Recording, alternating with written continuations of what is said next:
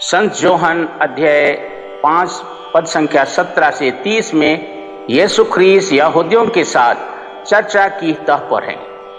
इसके द्वारा उन्होंने अपने पिता और अपनी सेविकाएं में प्रगाढ़ संबंध के अंतर्दृष्टि को उजागर करती हैं। इस घटनाक्रम के पीछे की पृष्ठभूमि यह है कि यीशु ने साबत के दिन में एक अपांग व्यक्ति को चंगाई प्रदान किया, जो यहूदियों में विवाद का कारण बन गया। यहूदी लोग कहने लगे कि यीशु ख्रीस्त न केवल विश्राम दिवस का नियम तोड़ते हैं, बल्कि ईश्वर को अपना निज पिता कहकर दावा करते हैं। यीशु ख्रीस्त स्पष्ट कर देते हैं आज कि उनका कार्य पिता के कार्य का मात्र प्रतिबिंब है। जिस प्रकार पिता पुनर्जीवित करता है, वैसे ही मैं भी जीवन प्रदान करता हूं। पिता ने न्याय के सब कार्य पुत्र को सौंपता है, अतः जो कोई पुत्र को सम्मान करता है वह पिता को सम्मान करता है। जो कोई पुत्र में विश्वास करता है उसे अनंत जीवन प्राप्त होती है। यीशु ने भावी पुनरुत्थान की घोषणा करते हुए कहते हैं कि अच्छे कार्य जीवन की ओर ले चलता है और बुरे कार्य विनाश की ओर ले चलता है। आइए आज के सुसमाचार को एडी मां से सुनते हैं। आज का सुसमाचार संत योहन अध्याय 5 पद संख्या 17 से 30। ईसा ने उन्हें यह उत्तर दिया, मेरा पिता अब तक काम कर रहा है और मैं भी काम कर रहा हूँ। अब यहूदियों का उन्हें मार डालने का निश्चय और भी दृढ़ हो गया, क्योंकि वे न केवल विश्राम दिवस का नियम तोड़ते थे, बल्कि ईश्वर को अपना निजी पिता कहकर ईश्वर के बराबर होने का दावा करते थे। ईसा ने उनसे कहा, मैं तुम लोगों से यह कहता हूँ, पुत्र स्वयं अपने से कुछ नहीं कर सकता, वह केवल वही कर सकता है जो पिता को करते देखता है।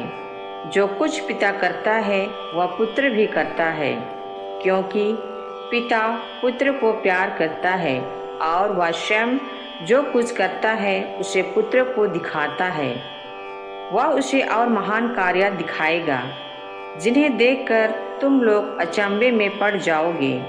जिस तरह पिता मृतकों को उठाता और जिलाता है, उसी तरह पुत्र भी जिसे चाहता उसे जीवन प्रदान करता है। क्योंकि पिता किसी का न्याय नहीं करता, उसने न्याय करने का पूरा अधिकार पुत्र को दे दिया है, जिससे सब लोग जिस प्रकार पिता का आदर करते हैं उसी प्रकार पुत्र का भी आदर करे। जो पुत्र का आदर नहीं करता वह पिता का, जिसने पुत्र को भेजा, आदर नहीं करता। मैं तुम लोगों से यह कहता हूँ, जो मेरी शिक्षा सुनता और जिसने मुझे भेजा उसमें विश्वास करता है, उसे अनंत जीवन प्राप्त है। वह दोषी नहीं ठहराया जाएगा, वह तो मृत्यु को पार कर जीवन में प्रवेश कर चुका है। मैं तुम लोगों से यह कहता हूँ, वह समय आ रहा है, आ ही गया है, जब मृतक ईश्वर के पुत्र की वाणी सुनेंगे और जो सुनेंगे उन्हें जीवन प्राप्त होगा। जिस तरह पिता स्वयं जीवन का स्रोत है, उसी तरह उसने पुत्र को भी जीवन का स्रोत बना दिया और उसे न्याय करने का भी अधिकार दिया है, क्योंकि वह मानव पुत्र है। इस पर आश्चर्य ना करो, वह समय आ रहा है जब वे सब जो कब्रों में है उसकी वाणी सुनकर निकल आएंगे। सत्कर्मी जीवन के लिए पुनर्जीवित हो जाएंगे और कुकर्मी नरक दंड के लिए। मैं स्वयं अपने से कुछ भी नहीं कर सकता, मैं जो सुनता उसी के अनुसार निर्णय देता हूँ और मेरा निर्णय न्याय संगत है, क्योंकि मैं अपनी इच्छा नहीं बल्कि जिसने मुझे भेजा उसकी इच्छा पूरी करना चाहता हूँ।